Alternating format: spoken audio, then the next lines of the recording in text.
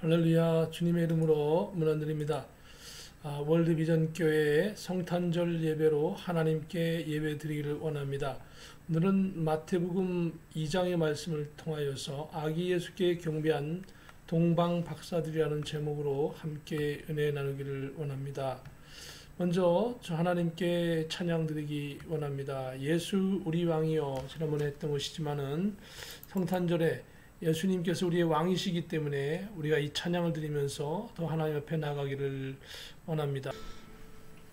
우리 다 같이 기립하셔서 하나님께 묵상 기도하심으로 예배를 드리겠습니다. 다 같이 묵상 기도하시겠습니다.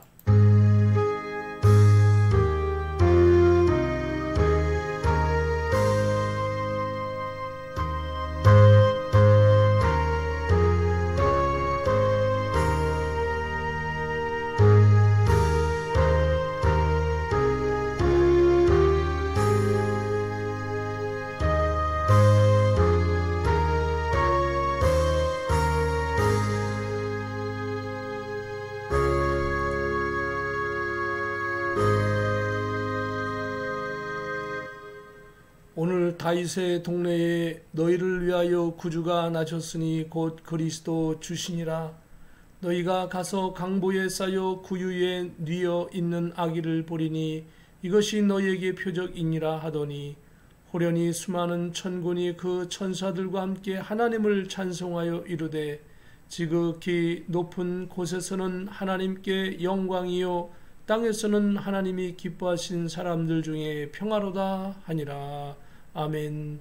거룩하신 하나님 아버지, 오늘도 주의 권속들을 동서사방에서 성탄절을 맞이하여 전능하신 성삼위일체 하나님께 영광 돌려 예배하게 하심을 감사합니다.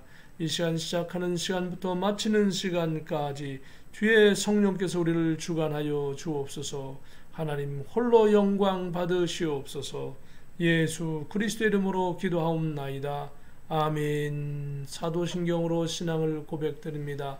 전능하사 천지를 만드신 하나님 아버지를 내가 믿사오며 그 외아들 우리 주 예수 그리스도를 믿사오니, 이는 성령으로 잉태하사 동정녀 마리아에게 나시고 본디오 빌라도에게 고난을 받으사 십자가에 못 박혀 죽으시고 장사한 지 사흘 만에 죽은 자 가운데서 다시 살아나시며 하늘에 오르사 전능하신 하나님 우편에 앉아 계시다가 저리로서 산자와 죽은 자를 심판하러 오시리라.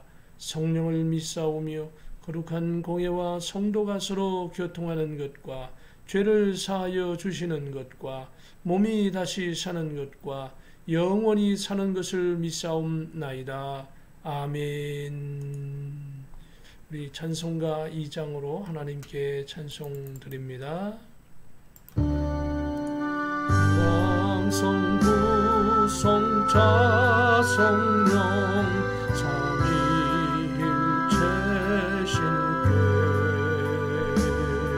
영세 무궁하기까지 영광을 돌리세. 영광을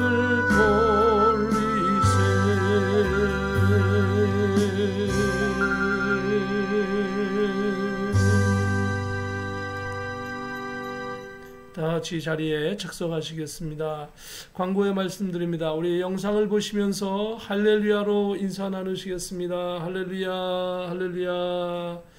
계속해서 영상으로 예배를 드리고 있습니다. 가정에서 성경 읽기, 기도, 찬양, 그리고 유튜브로 설교를 반복해서 일정하게 시청하며 은혜 나누기를 바랍니다.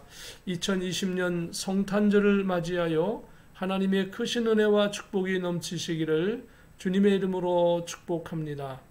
교회와 사택이 이전될 예정입니다. 안전하고 은혜롭게 순적하게 이전할 수 있도록 기대해 주시기를 부탁드립니다. 2020년 달력 배송을 마쳤습니다. 미처 못 받으신 분들은 나중에 다시 전달해 드리도록 하겠습니다. 은혜로운 성탄절, 새해에도 하나님의 크신 은혜와 축복이 넘쳐나시기를 주님의 이름으로 축복하고 기도합니다. 제가 대표로 잠시 기도하겠습니다. 거룩하신 하나님, 하나님께 영광이요 땅에 있는 모든 심령들에게는 은혜와 평강이 있기를 기도합니다. 하나님의 놀라운 구원의 은혜에 감사드립니다. 이 전염병 COVID-19 팬데믹 가운데에서도 안전하게 하여 주시고 어려움 속에서도 하나님께 감사, 구원의 감사, 하나님께 영광 돌려 나가게 하여 주시옵소서. 주님이 인류의 이 땅에 우리들 주변에 있는 우리에게 있는 미움과 시기, 질투, 전쟁 이 모든 것들이 사라지게 하여 주시옵시며 회개하게 하시고 불신앙의 마음을 버리게 하여 주시옵소서. 우리의 나태함을 회개합니다. 부족함을 회개합니다. 예수 십자가 보혈의 피로 깨끗게 하여 주시고 이제 새롭게 하여 주심으로 말미암아 주의 복음 위하여 영광 위하여 살아가도록 우리에게 성령으로 충만케 하여 주시옵소서. 전 세계 교회에 예수님의 복음이 활성화되고 교회가 전 세계에서 세워지며 전도되도록 하여 주시옵소서. 우리 월드 비전교회를 사용하여 주시어 이 말세지 말에 더욱더 신실한 교회로 메시지를 전하며 신실한 믿음을 가진 우리 모든 성도님들 되게 하여 주시고 교회가 부흥되게 하여 주고 어려움 가운데서도 성도님의 가정은 굳세게 세워 주시옵소서. 유튜브 영상을 보는 모든 성도님들에게 재난과 환난 시대를 준비하는 신앙을 갖게 해주시고 신앙인들을 추수하시는 주님을 바라보게 하여 주시옵소서. 신종 코로나의 질병을 예수님의 보혈의 피의 능력으로 깨끗게 하여 주시옵소서. 또한 백신과 여러 치료제가 잘 보급되고 안전하게 해 주시옵소서.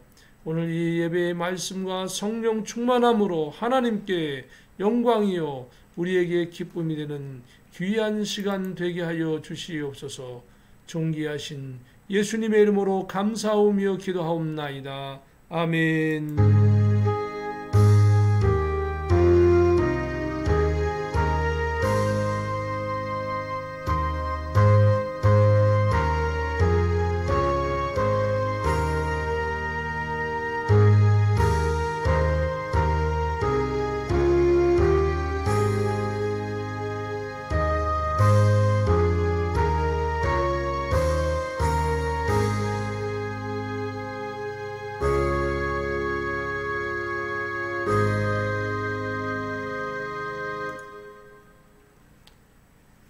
오늘 하나님의 말씀은 마태복음 2장 1절부터 12절까지의 말씀입니다.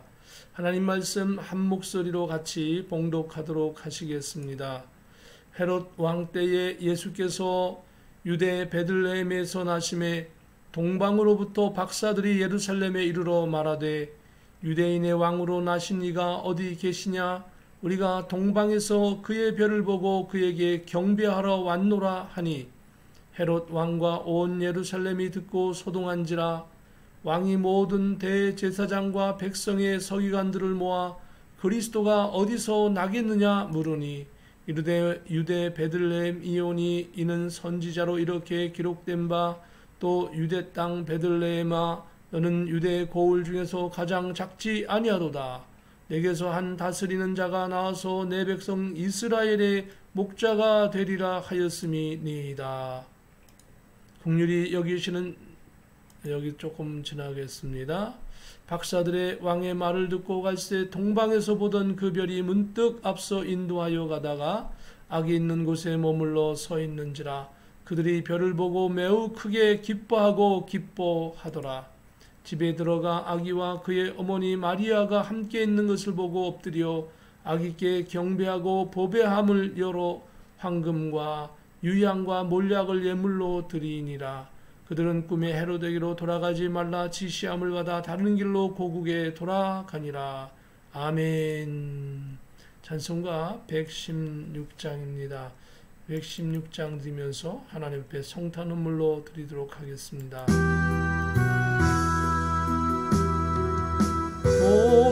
동방박사 세사라 귀한 예물 가지고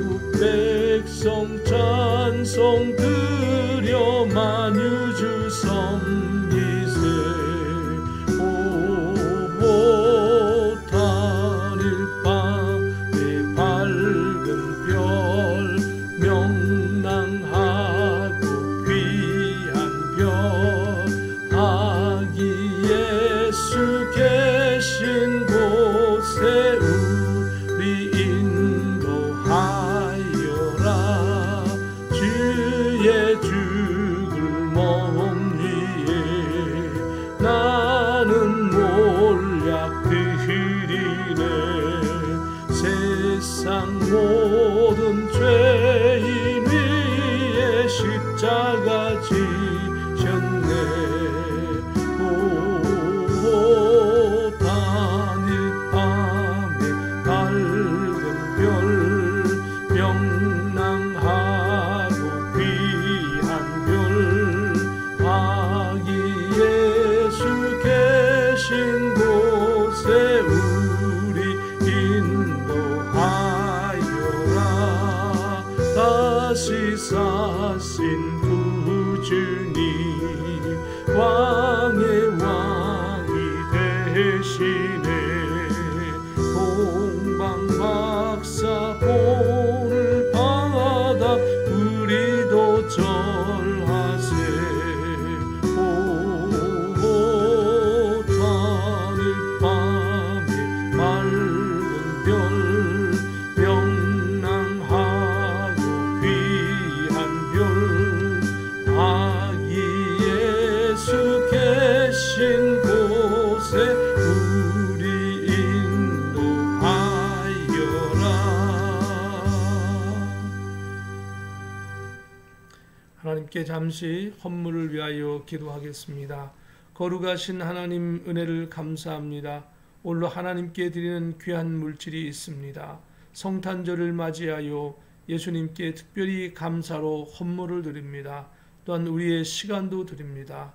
우리가 이 시간 하나님 앞에 예배하며 예수 그리스도의 나 위하여 죽으심과 그 놀라운 은혜를 감사하며 나갑니다. 주님, 사랑하는 권속들에게 30배, 60배, 100배, 영적, 육적, 물적 모든 축복이 넘쳐나게 하여 주시고, 하나님 이 땅에서 주님의 복음을 위하여 마음껏 일할 수 있도록 영적으로 풍성하게 하여 주시고, 물질도 넘쳐나게 하여 주시어서 구제하고 봉사하고 세상을 섬기며 복음을 전하는 귀한 권속들 되게 하여 주시옵소서. 우리 월드 비전교회를 마음껏 주님 영육간에 축복하여 주시옵소서. 존귀하신 예수 그리스도 이름으로 기도하옵나이다. 아멘. 할렐루야, 반갑습니다. 오늘 하나님의 말씀은 아기 예수께 경배한 동방 박사들이라 라고 하는 제목으로 잠시 은혜 나누기를 원합니다.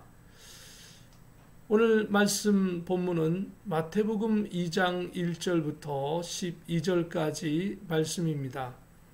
하나님께서는 대제사장도 있고 또 서기관도 있고 바리새인도 있고 사두개인도 있고 많은 성경에 관하여 신앙에 관하여 아주 박식한 사람들을 자신 있고 그리고 권세 있는 이런 사람들을 사용하지 아니하고 오히려 이방 땅, 저 동방에서 온 박사들을 사용하신 것을 볼 수 있습니다.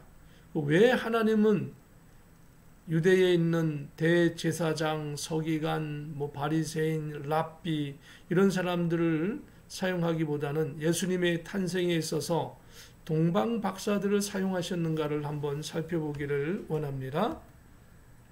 우선 예수님의 탄생의 기원은 우리가 지난 주일에 잠깐 보았던 것처럼 예수님은 아담과 하와의 죄를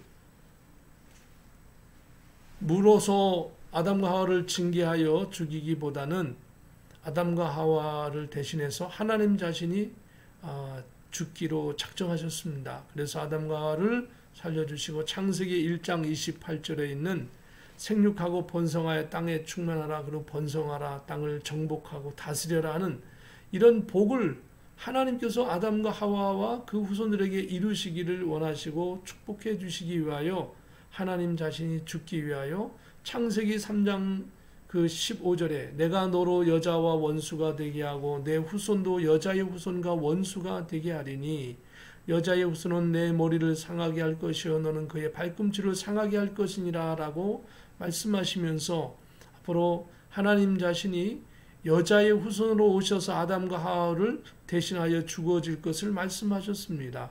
그리고 노아의 홍수를 통하여 전 인류가 죽었지만 노아 시대 때에 노아의 일가족 8명을 통하여 다시금 새로이 일으키셨고, 그러나 그 후손들이 여전히 타락했지만 아브라함 때에 아브라함의 가정을 통하여 다시금 믿음의 계보를 세우셔서 믿음의 사람들을 통하여 구원하시겠다라고 하는 그런 것을 말씀하시면서 아브라함의 후손들이 결국은 애굽으로 가고 애굽에서 나온 그 이스라엘 백성들이 아브라함에게 약속하고 축복했던 가나안 땅으로 돌아가게 하시는 400년, 500년 전에 약속을 지켜주시는 하나님, 놀라운 것이죠.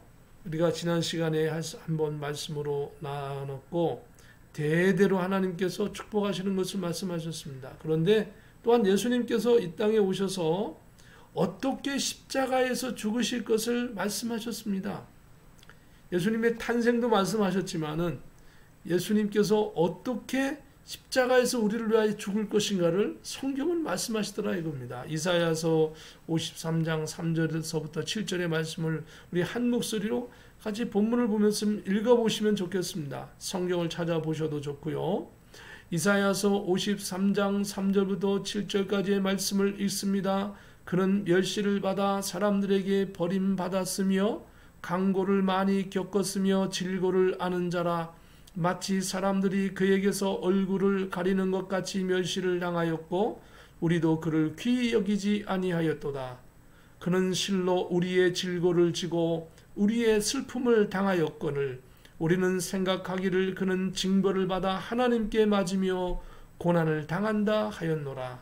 그가 찔림은 우리의 허물 때문이요 그가 상함은 우리의 죄악 때문이라. 그가 징계를 받음으로 우리는 평화를 누리고 그가 채찍에 맞음으로 우리는 나음을 받았도다. 우리는 다 양 같아서 그릇 행하여 각기 제 길로 갔거늘 여호와께서는 우리 모든 죄악을 그에게 담당시키셨도다. 그가 곤욕을 당하여 괴로울 때에도 그의 입을 열지 아니하였으며 마치 도수장으로 끌려가는 어린 양과 털 깎는 자 앞에서 잠잠한 양같이 그의 입을 열지 아니하였도다. 이사야 선지자는 BC 700년을 전후하여서 약 59년을 활동하던 선지자였습니다. 예수님께서 이 땅에 오시기 전 약 700년 전에 이사야 선지자는 예수님께서 이 땅에 오셔서 인류의 모든 죄를 짊어지시고 십자가에서 죽으실 것을 마치 한 편의 영화를 촬영하듯 한 편의 영화의 시나리오를 이렇게 읽는 것처럼 세밀하게 십자가의 사건을 이사야 53장에서 기록하고 있는 것입니다. 이와 같이 이사야 53장에서 아주 적나라하게 자세하게 세밀하게 예수님의 십자가 사건을 기록하는 이런 기적의 역사인 것입니다. 성경 자체는 기적인 것입니다. 인간의 힘으로 도저히 상상할 수 없는 기적인 것입니다. 어떻게 700년 전에 예수님 오시기 전에 예수님께서 십자가에서 죽으실 것을 이렇게 구체적으로 쓸 수 있단 말입니까? 십자가 사건의 핵심이 뭡니까? 예수님께서 여러분과 저를 위하여 죽어주신 것입니다. 700년 전에 기록해 놓으시고 예수님께서 십자가에서 정말 그렇게 죽으시고 2000년이 흐른 우리에게 그 구원의 은혜를 주신 것입니다. 그러니까 이사야 선지자는 2700년 전에 예수님이 이 땅에 오셔서 십자가에 죽으실 것을 예언했고 예수님은 그렇게 700년 후에 예수님 십자가에서 죽어주셨고 그리고 예수님이 2000년 후에 우리들을 구원하시기 위하여 재림하시려고 기다리시는 거예요. 얼마나 놀랍습니까? 여러분과 저는 보통 존재가 아니에요. 하나님께서 2000년을 기다리면서 여러분과 저를 구원하셔서 실족하지 않게 하기 위해서 기다려주시는 여러분은 귀한 존재인 것입니다. 이 인류 한 사람은 그렇게 귀한 것입니다. 그런데 원수마귀는 그 귀한 존재를 귀하지 않다라고 아무렇게나 인생을 막 살게 하고 인생을 막 파괴하고 막 저주하고 사망에 이르게 하고 지옥에 이르게 하는 그런 것이 원수마귀의 계획인 것입니다. 이 주님의 오실 때가 가까울수록 원수마귀는 더욱더 극악하고 막 악랄해지고 적극적이라서 사람들을 더욱더 흉악하게 만들 것입니다. 더욱 타락하게 만들 것입니다. 더욱더 이상하게 만들 것입니다. 그리고 질병이 많아날 것입니다. 지진이 넘쳐날 것입니다. 전쟁이 일어날 것입니다. 식량난이 생길 것입니다. 계속해서 이런 어려움 속에 저와 여러분이 할 것이 뭡니까? 예수님 이 땅에 왜 오셨는가? 2020년 그렇게 깊이 생각하고 깨닫고 믿음으로 승리하기를 예수님의 이름으로 축복합니다. 오늘 본 말씀 마태복음 2장 1절 2절의 말씀을 보면 헤롯 왕 때에 예수께서 유대 베들레헴에서 나심에 동방으로부터 박사들이 예루살렘에 이르러 말하되 유대인의 왕으로 나신 이가 어디 계시냐? 우리가 동방에서 그의 별을 보고 그에게 경배하러 왔노라 하니라고 말씀하고 있습니다. 이때 그 헤롯은 안티파스 2세의 둘째 아들로 예수님 탄생 시에 유다를 통치하던 로마에서 파견한 일종의 지역을 다스리는 왕이었습니다. 분봉왕이라 이렇게도 말을 하기도 합니다. BC 37년에 로마로부터 유대의 왕으로 임명을 받았습니다. 우리가 알고 있듯이 그때 당시 로마는 광대한 유럽의 많은 전체 지역, 그다음에 그 중동의 지역, 그런 지역을 전부 다 통치해서 다스리고 있었던 그런 거대한 그런 황제가 다스리는 땅이었죠. 그 땅이 너무 넓기 때문에 지역마다 왕을 세웠습니다. 지역마다 그 왕들이 황제를 따르는 거죠.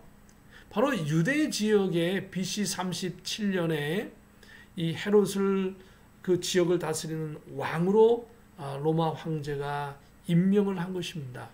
그래서 왕이 되었으니까 황제에게 칭찬을 받기 위해서 그 지역을 잘 다스려야 하는 것이죠.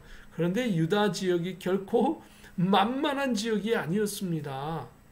그러면서 나름대로 자기가 열심히 지역도 가꾸고 그리고 사람들도 잘 다스리고 세금도 잘 걷어가지고 황제에게 바치고 그러면서 자기가 왕으로서 이 땅을 다스리면서 나는 이러한 공로를 세웠다라고 하는 그 치적을 나름대로 공로를 남기고자 활동을 했던 것을 짐작할 수 있습니다.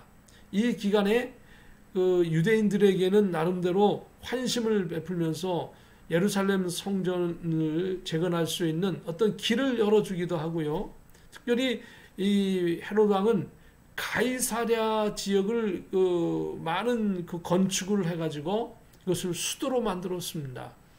그러나 헤롯의 가장 불행한 사건, 그것은 예수님께서 탄생했을 때에 예수님을 기쁨으로 맞이한 왕이 아니었다라고 하는 사실입니다.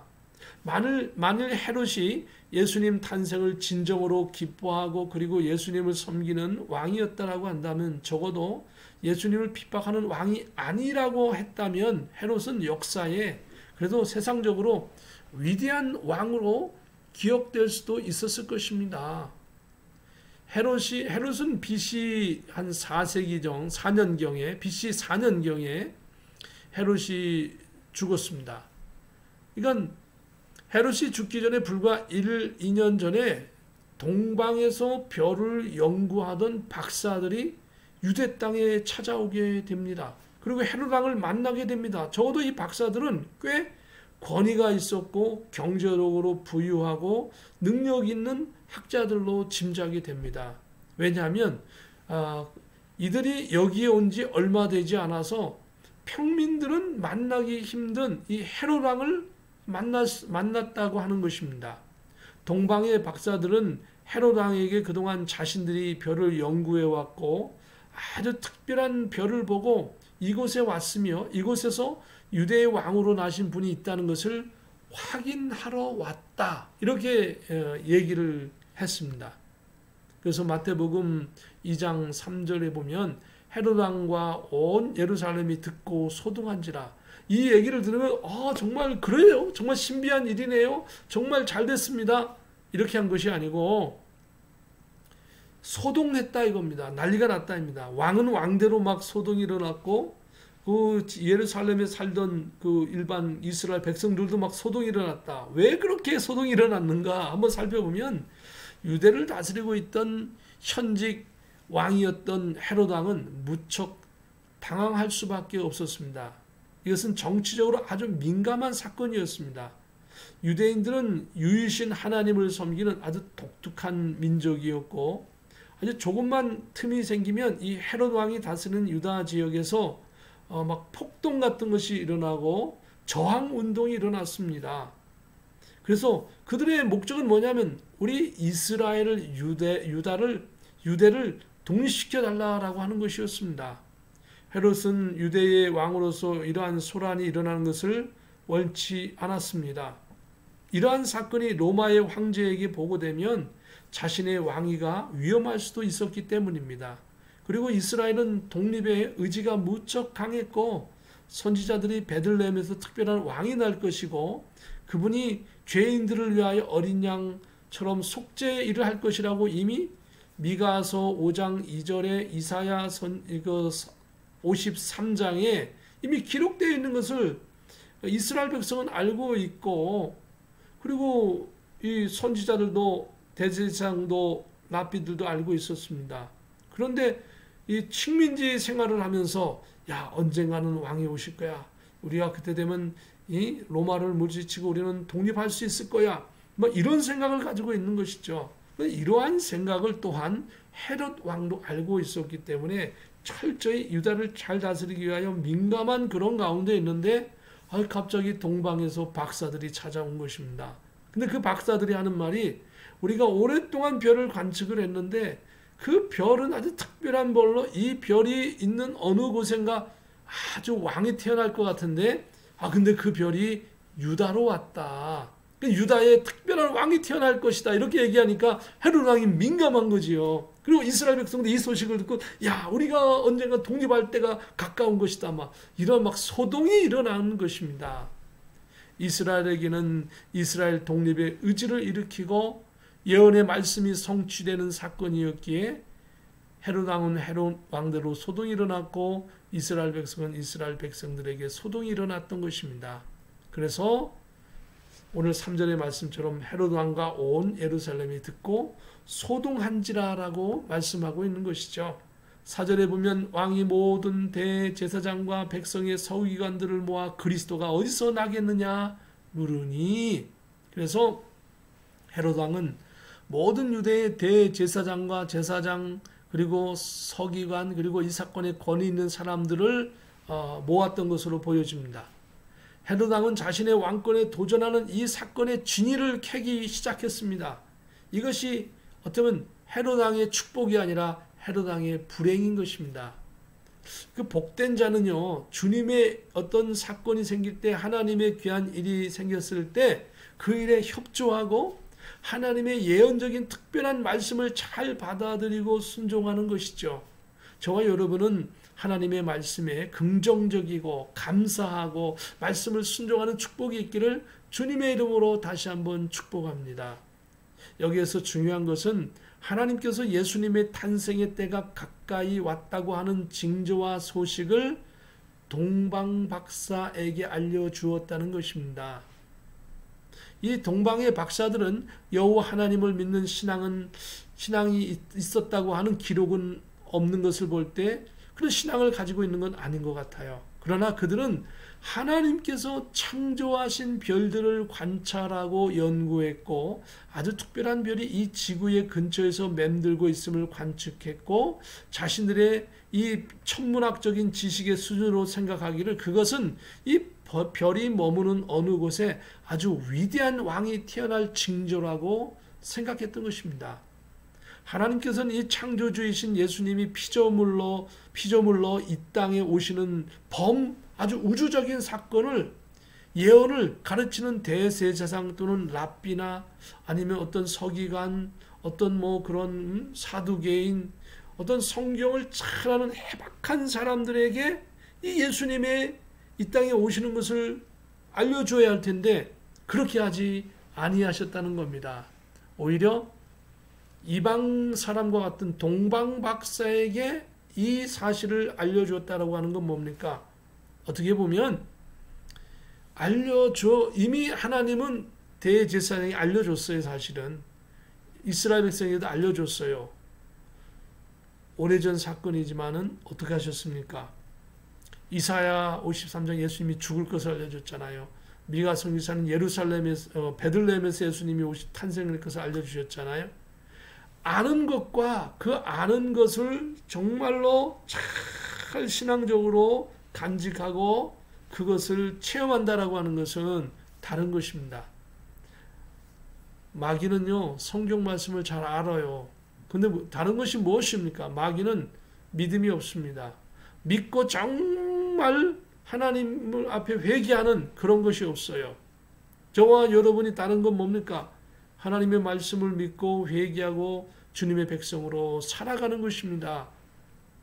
바로 그러기 때문에 하나님께서는 대제사장, 서기관, 바리새인, 랍비들 이들에게 하나님께서 구체적으로 알려주신 것이 아니라 비록 신앙은 없었지만은 이방인이었지만은 하나님이 창조하신 별을 관측하면서 정말 오랫동안 관측하면서 이 별들은 정말 특별한 왕이 태어날 것이다. 그 아는 것으로 끝나지 않고 그렇다고 한다면 이 별들이 가는 것을 우리가 쫓아가자 하고 실행했다라고 하는 사실입니다. 저와 여러분이 예수님을 믿는 백성으로서 정말 사랑을 실천하고 복음을 증거하고 헌신하고 봉사하고 섬기는 아름다운 신앙인이 되시기를 예수님의 이름으로 축복합니다. 예수님의 이름으로 축복합니다. 그래서 헤롯 왕은 자기의 왕권을 지키고 왕권에 도전한 이 세력을 죽이기 위하여서 없애버리기 위하여서 이 대제사장을 소집합니다. 그리고 그 제사장 무리들을 소집합니다. 서기관도 오고 그리스도가 너희가 말하는 이 그리스도가 어디서 나겠느냐? 동방 박사들이 와서 특별한 왕이 태어난다고 하는데 너희들이 말하는 그리스도는 어디서 태어나느냐? 이렇게 물었을 때에 그 대제사장과 서기관들은 자기는 이미 알고 있거든요. 모르는 게 아니거든요. 그래서 7절에 이렇게 얘기합니다. 이에 헤롯이 가만히 박사들을 불러 별이 나타난 때를 자세히 묻고 베들레헴으로 범이 이르되 가서 아기에 대해 자세히 알아보고 찾거든 내게 구하여 나도 가서 그에게 경배하게 하라. 5절 6절이 빠졌지만 좀 넘어가도록 하겠습니다. 시간 관계상 7절에 결국은 이 사람들이 물어보니까 이렇게 대답하는 겁니다. 미가서에 보면은 그리스도는 유대인의 왕은 베들레헴에서 태어난다고 했습니다. 라고 헤롯 왕에게 대제사장과 서기관들이 말을 해줍니다. 이 말을 들은 헤롯 왕은 다시 동방의 박사들을 불러드립니다. 그리고 자세한 그 인포메이션, 정보를 알기를 원하는 거죠. 그래서 여보시오, 동방에서 온 박사들이요, 그 별이 나타난 때가 언제요? 이렇게 물어봅니다. 그리고 어떻게 움직였어? 하고 물어봅니다. 자세히. 궁금한 걸 자세히 물어보죠. 그리고는 자기가 받은 또 지식도 알려줍니다. 대제사장과 서기관들에게 설명받은 그 답을 또 이 동방 박사에게 알려줍니다. 이거 왜 알려주겠습니까? 일단 가서 찾아보라는 겁니다. 헤롯 왕이 찾기에는 이게 뭐 천문학적인 지식도 없는 거예요. 그렇다고 군병들을 무조건 보낼 수도 없는 거예요. 그러니까 어떻습니까? 아기들은 많이 태어날 겁니다. 그때, 그죠? 여기도 태어나고 저기도 태어나고 언제 태어난지도 모르겠고. 그러니까 동방 박사들을 이용해서 예수님의 탄생을 알아내고 그 예수님을 죽이려고 하는 거예요. 그래서 이 박사들 불러서 정보도 줍니다. 거꾸로 헤롯 왕이 뭐냐면 내가 알아본 바로는 그 그리스도라고 하는 그 사람은 베들레헴에서 태어난다고 하더라. 그러니까 베들레헴으로 한번 가보면 좋을 거다. 이렇게 알려주는 겁니다.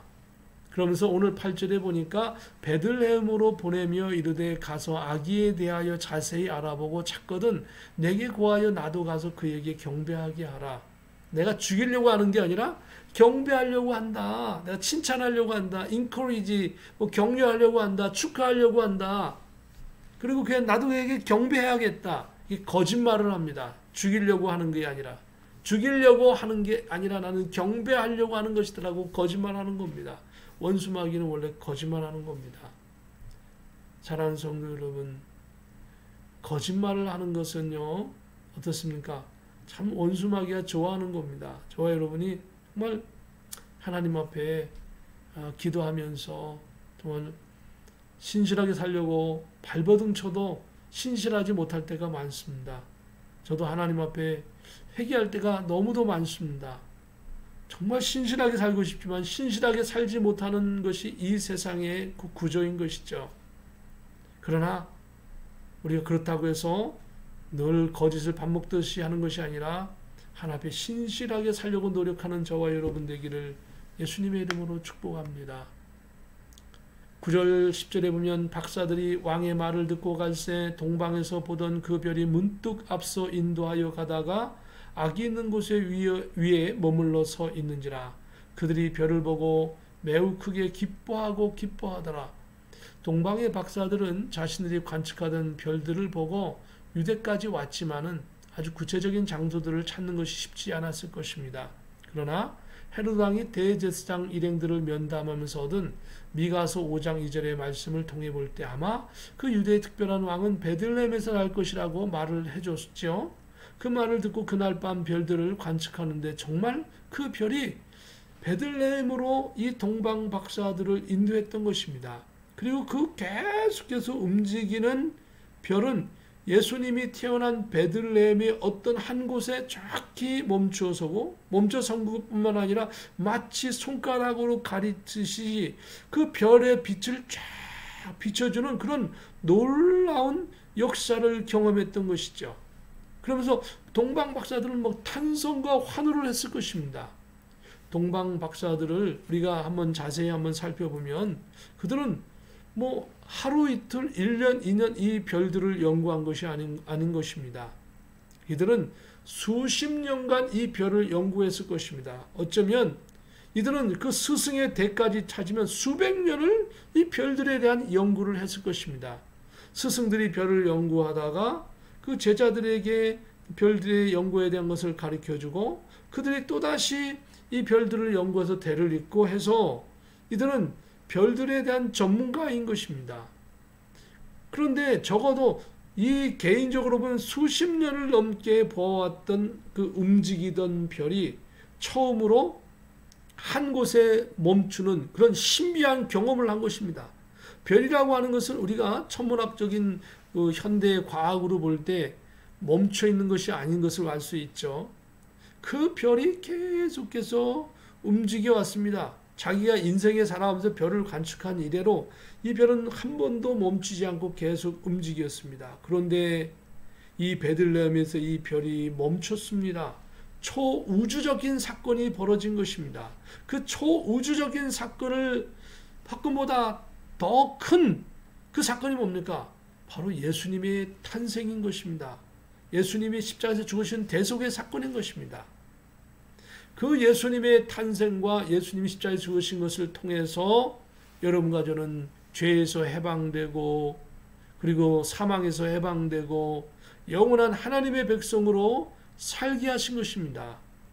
그 머물러 서 있는 별은 정말 우주를 초월하는 그런 사건이기에 동방의 박사들은 매우 크게 기뻐하고 기뻐하더라라고 오늘 본문 말씀 10절에서 말씀하고 있는 것입니다.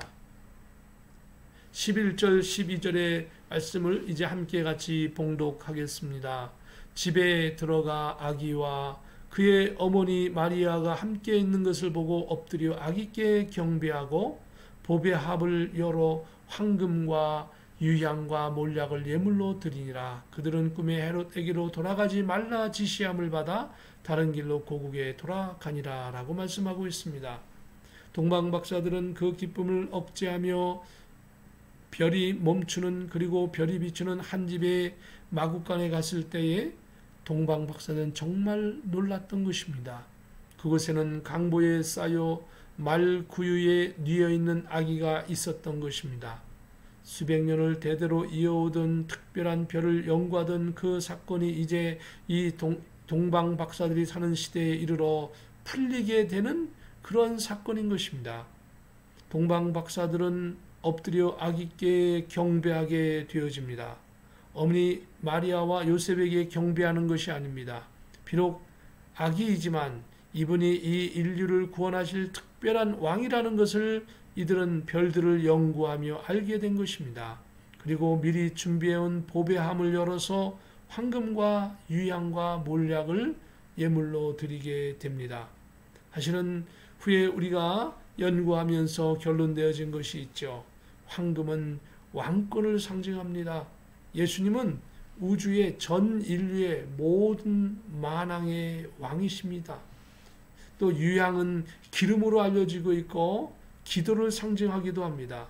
이는 예수님은 만민의 제사장으로 세워졌다라고 하는 것을 의미하고 있는 것이죠. 그리고 세 번째 몰약은 쓴 약과 같은 것으로 희생하는 선지자를 의미하고 또한 예수님의 십자가의 희생을 의미하는 것입니다. 예수님은 창세기 3장 15절의 말씀처럼 여자의 후손으로 동정녀 마리아에게 성령으로 잉태되어 나셨고 다윗의 후손이 되게 하시고자 하나님은 이미 성령으로 잉태된 마리아와 요셉을 결혼하게 하셔서 다윗에게 예언한 대로 영원한 왕을 다윗의 가문에 태어나게 하셨는데 미가서 5장 2절에 예언한 대로 베들레헴에서 태어나셨고 예수님은 이사야 53장의 십자가 죽음의 예언처럼 그렇게 철저히 십자가에서 고통 속에 인류의 죄를 대속하기 위하여 죽어주셨습니다.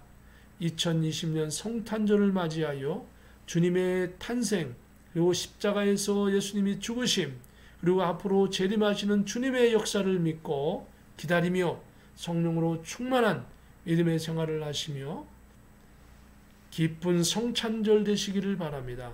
그리고 복된 새해를 맞이하기를 주님의 이름으로 축복합니다. 우리가 항상 늘 기억할 것은 이제 이 시대는 예수님의 재림을 준비하는 시대라는 것을 기억하십시오. 예수님의 재림에 대해서 가장 큰 것입니다.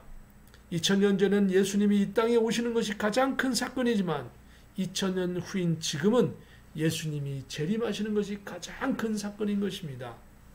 1장, 2장, 3장에는 예수님이 오시는데 그 예수님이 오시는 것에 대해서 아시아의 7교회, 전 세계 모든 교회, 전 인류에게 이 예수님의 재림에 대한 소식을 알려라. 요한계시록 4장, 5장에는 무엇을 말씀하고 있습니까? 하나님의 보좌가 있고 그리고 하나님의 보좌 주변에 거기 네 생물이 있고 그 앞에는 또한 하나님 보좌 앞에 어린 양이 계시고 그리고 그 주변에는 24 장로들이 있는데 그리고 그 주변에는 억의 천사, 100만의 천사, 헤아릴 수 없는 천사들이 예수님의 명령을 또 이 네 생물과 이 장로들이 지시하는 것들을 예수님의 명령에 따라 일사불란하게 움직이는 모습이 4장 5장에 나와 있고 6장에는 비로소 이제 예수님 오시기 전에 재난시대가 본격적으로 시작되는데 거기에 보면 첫째인, 둘째인, 셋째인, 넷째인, 다섯째인, 여섯째인이 나오는데 특별히 넷째인에 가면 지구의 인구의 4분의 1이 죽게 되어집니다. 그 죽게 되는 원인이 성경에 써 있죠.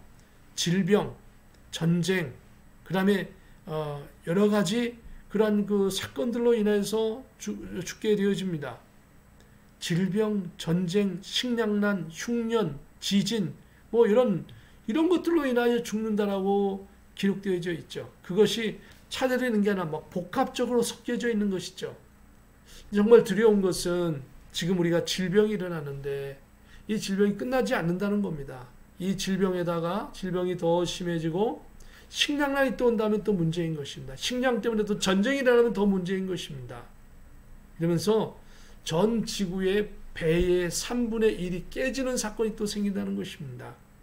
그리고 나서 요한계시록 9장에 가면 이제 인류는 엄청난 사건이 생기는데 지구 인구의 3분의 1이 한날 한시에 죽는 사건이 생깁니다. 그때는 원인이 써 있습니다. 불과 연기와 유황으로 한날 한시에 죽는 사건이 과거에는 설명할 수 없었는데 이제는 원자폭탄, 수소폭탄, 중성자폭탄 이런 것들이 개발되면서 지구의 인구 3분의 1이 한꺼번에 죽을 수 있는 여건이 마련되어 있는 것을 아시죠? 전 세계는 약 2만 개의 원자폭탄, 수소폭탄, 중성자폭탄이 있습니다. 얼마나 많이 있는지 헤아릴 수조차 없습니다. 이제는 짐작만 할 따름입니다. 심지어는 북한도 핵무기를 개발하지요. 이 사건이 펼쳐지면서 나면 결국은 지구의 인구의 절반이 죽게 되는 것입니다. 그러면 지구는 엄청난 혼란에 빠지고 엄청난 아비규환이 일어나는데, 이 사건을 이용해서 원수마귀가 짐승의 세력이 정권을, 전 세계의 모든 정권을 다 휘어잡고, 그런 전체 특별히 현재 개발된 과학과 많은 것들을 이용해 가지고 모든 사람들에게 인을 칩니다. 그리고 인을 받은 사람을 모두 한꺼번에 통제하는 기술이 지금 전 인류에 지금 이미 개발이 되었죠. 중국에는 그걸 실현하고 있죠, 현재. 그것이 더욱더 가미되는 사건이 뭡니까? 더 업그레이드된 사건은 Man and Machine Neural Link라고 하는 인간의 그 모든 지식을, 두뇌를 갖다가 지식을 집어넣기도 하고 빼넣기도 하는 것이죠. 그리고 짐승표를 받은 그 사람들의 그런 걸 집어넣으면, 하나님을 믿지 말라 그러면 믿을 수 없는 거죠. 믿으라 그러면 또 믿는 거죠. 그렇기 때문에 어떻습니까? 짐승이 이 모든 기술을 이제 어느 시기가, 지금은 인류의 문물을 위해서 막 개발하지만 나중에 짐승이 이 모든 것들을 다 차지해가지고 어떻게 됩니까? 인간을 통제하고 하나님을 대항하는 그런 도구로 사용하는 것이죠. 그것이 바로 짐승의 666 표가 나오는 것이죠. 그리고 이 표를 주면서 사람은 어떻습니까? 완전히 환란 시대, 후환란 시대로 접어들고, 그리고 19장에 가가지고는 어떻게 됩니까? 예수님께서 재림하시는 사건이 생기고, 20장에는 천년왕국이 생기게 되어지고, 21장 새하늘과 새 땅, 그리고 22장에는 새하늘과 새 땅은 새 예루살렘 성에 생명수 강가가 하나님이 빛이 되시고 예수님이 등불이 되시고 모든 성들이 영원 무궁토록 축복받고 사는 그런 것들로 기록되어지는 놀라운 사건이 요한계시록에 나와 있습니다. 성탄절을 맞이하면서 다시 한번 이것을 생각하시고 저와 여러분이 믿음으로 승리하기를 주의 이름으로 축복합니다. 하나님은 성도들이 예수님의 복음에 깨어있기를 원하십니다. 2020년 성탄절에 복음에 깨어있기를 바랍니다. 그리고 깨어있으면서 굳센 믿음으로 이 어려움을 승리하기를 바랍니다. 여러분이 믿고 나아가면 하나님 도와주십니다. 하나님 앞에 먼저 우리가 기도하고 헌신하고 나아가기를 주의 이름으로 축복하고, 제가 대표로 기도하겠습니다. 거룩하신 하나님 은혜를 감사합니다. 오늘도 하나님의 백성들이 성탄절을 맞이하면서 예수님 이 땅에 오신 목적이 뭡니까? 우리를 구원하시기 위한 것이요, 우리를 구원한 백성들을 위하여 마지막으로 부활체로 삼으시고 영원한 하나님 나라 천년왕국을 거쳐서 하나님 새 예루살렘 성에 영원 무궁토록 축복된 생활을 누리기를 하기 위하여 우리를 부르시기 위하여 오셨습니다. 재림하시는 예수님을 준비하며 성탄절을 보람있고 의미있고 복된 성탄절을 보내게 하옵소서. 예수 그리스도의 이름으로 감사하며 기도하옵나이다. 우리 다 같이 기립하셔서 찬송가 621장으로 하나님께 찬송 드리겠습니다. 찬양하라 내 영혼아, 찬양하라 내 영혼아, 온 마음과 정성 다하여 주 찬양하라. 경배하라 내 영혼아, 경배하라 내 영혼아,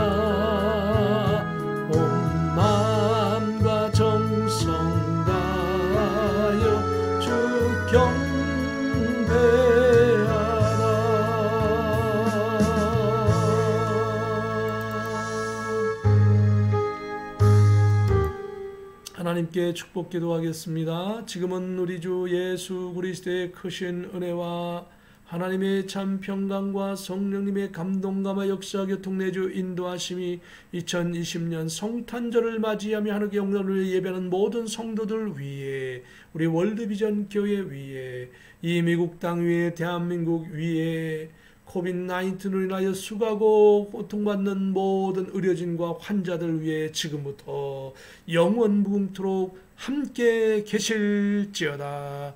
아멘.